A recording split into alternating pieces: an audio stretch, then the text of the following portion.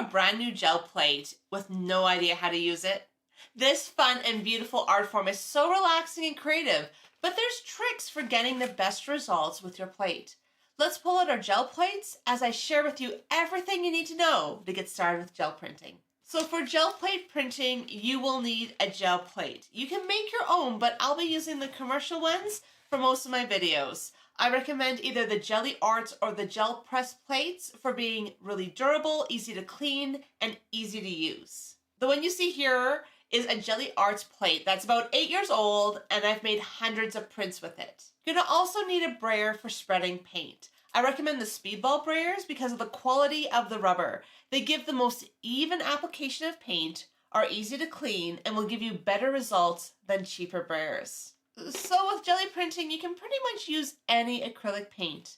But my favorite brand of gel printing paints are the Amsterdam acrylics. I also use Pabio acrylics and Liquitex student acrylics when I'm printing. All these paints are highly pigmented, are heavy body paints with great color saturation, but they are considered a student paint.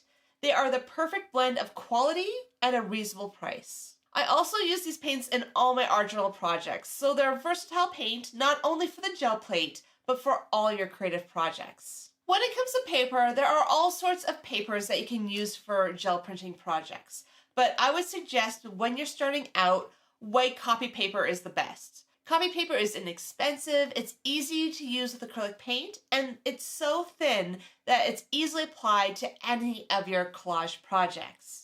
And make sure you come back and see future videos where we'll be focusing on how to use cardstock, watercolor paper, onion paper, deli paper, tissue paper, along with other unique surfaces for gel plate printing. So to create designs in your gel plate, you need to use anything that will make an impression. This includes soft mark making tools, stamps, stencils, leaves, feathers, doilies, lace, placemats, plastic lids, bubble wrap, saran wrap, and corrugated cardboard, to name just a few materials.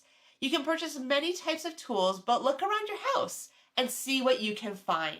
So our first step to gel plate printing is actually just laying out your gel plate. It'll come in a plastic cover when you first get it. As I was unpacking mine, I was using copy paper to protect it. And that's what my suggestion for you is to use copy paper. I find that you end up with small bubbles underneath the plastic if you add it back on. And if you're not careful about how you store it, those bubbles can get imprinted in the gel plate. So that's why I prefer to use just regular copy paper. It protects from dust and lint and all of those things that want to stick to it, but just get the gel plate in really good condition. You'll notice that mine, it looks a little bit grungy, and that is true. What ends up happening is that over time, no matter how much you clean and take care of it, when you've done hundreds of prints, you're going to end up with a plate that is looking a little less than perfect. But that's okay. That's the joys of being able to use our art tools. So for the first layer of this paint, I'm going to start with just a couple colors. Let's bring in a little bit of this Maple Yellows hue because it's nice and light. And so I'm showing you a combination of a few different paints here. So this is the Pabio paint. You're seeing that I am adding dime-sized, not even dime-sized amounts to my surface. That's all you need is tiny little bits of paint. Because what you want to do is you generally want to keep your brayer in one spot, get it covered with the paint. So I'll show you here a little bit better. You cover it with the paint, then you roll it. That's how you get the best coverage of your paint on a surface.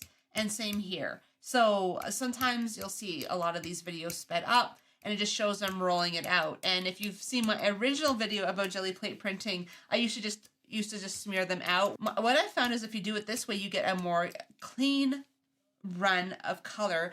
Plus, you don't end up with weird splotches on your prints, which does happen when you are not careful about how you add your paint to your gel plate. So you should see it is a fine layer. You can almost see the gel plate underneath, but not quite.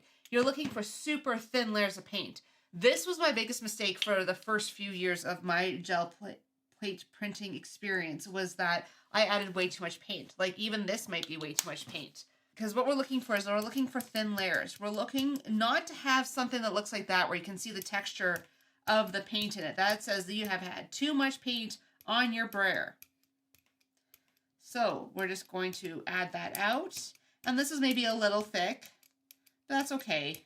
You know, I'm just going to work it up. And And it'll work. It'll work. It's a little thicker than what you should have. It should be a little bit more like this, a little less like this. But you know, it's really hard to control it, especially when you're working with big tubes of paint. You just try to squeeze gently and hope for the best. All right, so what can we use to make marks? You can use almost anything to make marks in your gel plate. Today, I wanted to focus on mark making because mark making means you can use anything that's in your house. So this means you can use takeout containers. This is probably one of my favorite things to use. So, and if you feel like you have too much on there, you can always, you can even just bring up the color there, right? So this is the fun thing. You take color down here, you bring it up here. So it almost works like a stamp, right? But if you don't like that, you can always just put the color in places and just lift off. Or you can just add them on top and you don't really care if you have a perfect impression or not. So by using different sizes of cups and using a different variation, you can create yourself a really nice print. And for this week, because we're talking basic printmaking, I'm only going to show you one layer prints. We're going to get into layers into other weeks, but the key with this is I wanted you to be able to see what a basic print would look like. I've probably left this a little too long, just because my lights are quite hot. I always like lining up my paper just past the bottom edge and then press it on top. And so when you're doing this, I just realized I had paint on my brayer still. So while that just sits, we're just going to clean all that paper off our brayer. Always have an extra sheet.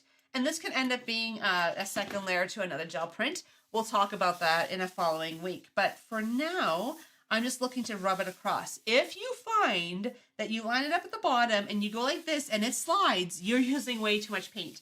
I used to do that. I used to add way too much paint and my paper would slide. So sometimes I'd use a brayer to kind of, you know, add the paper to it. And that's the nice thing about using copy paper. Not only is it inexpensive, but because it will only absorb so much, you'll know pretty quickly whether or not you've added on too much paint. So you don't, I'm talking, that's why I am touching my paper a lot. But to be honest, it doesn't need to be on that long.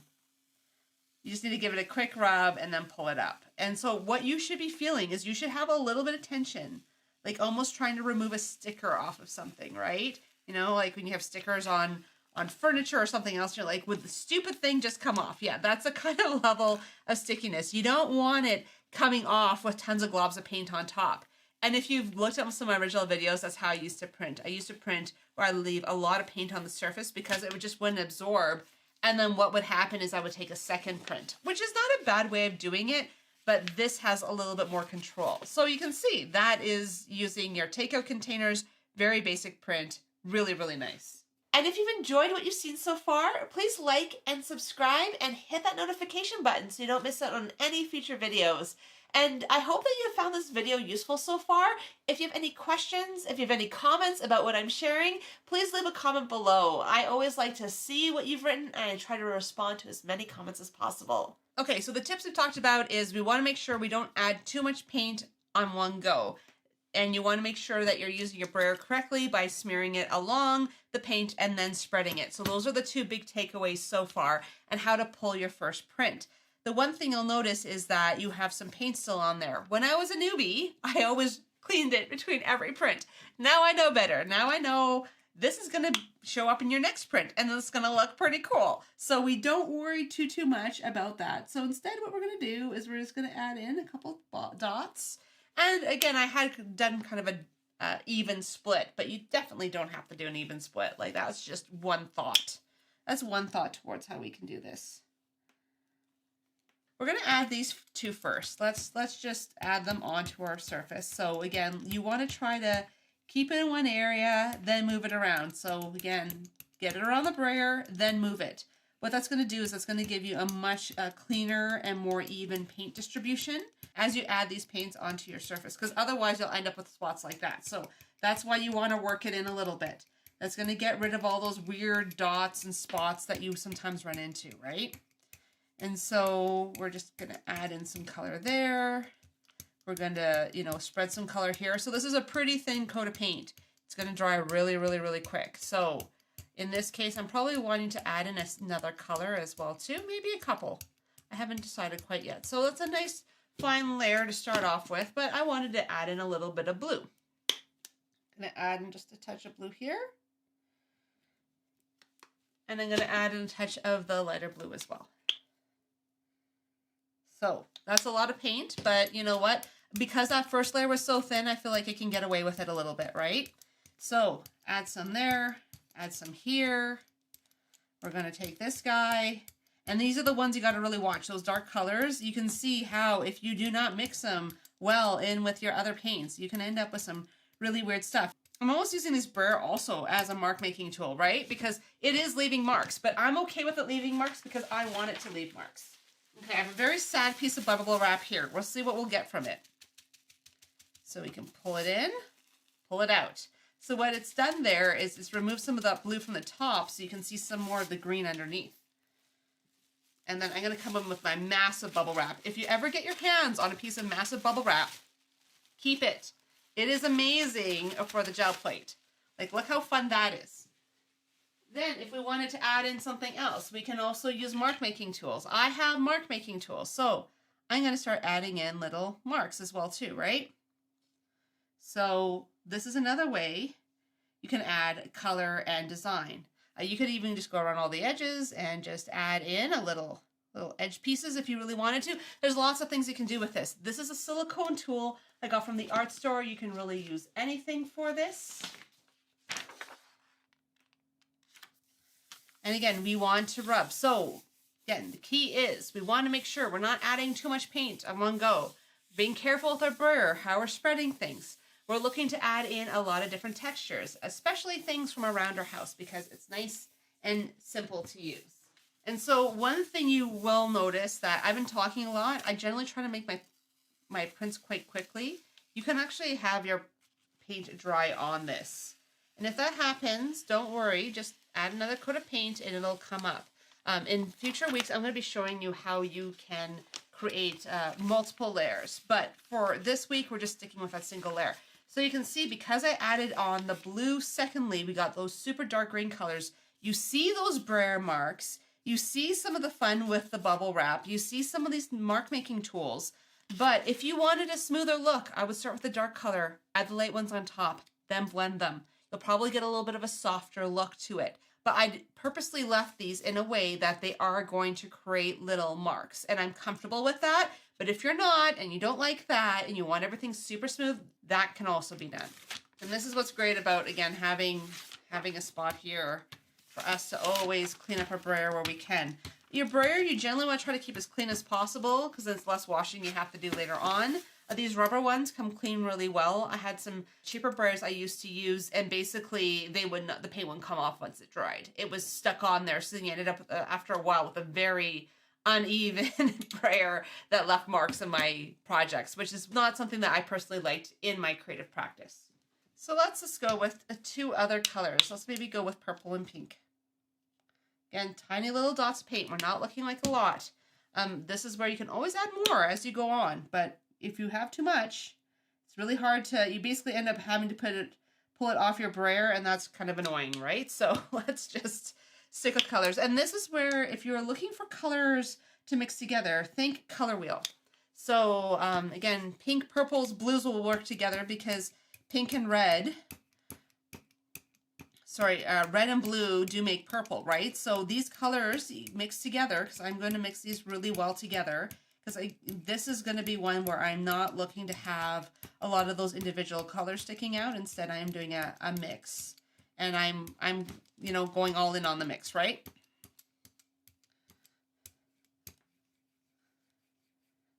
And so you can see in some places where if you don't put it across the brayer properly, it is going to show up as little dots. And that's not a bad thing. It just depends on the look you're looking for. And yeah, trying to kind of control your paint a little bit better, trying to get better results. So again, take your time.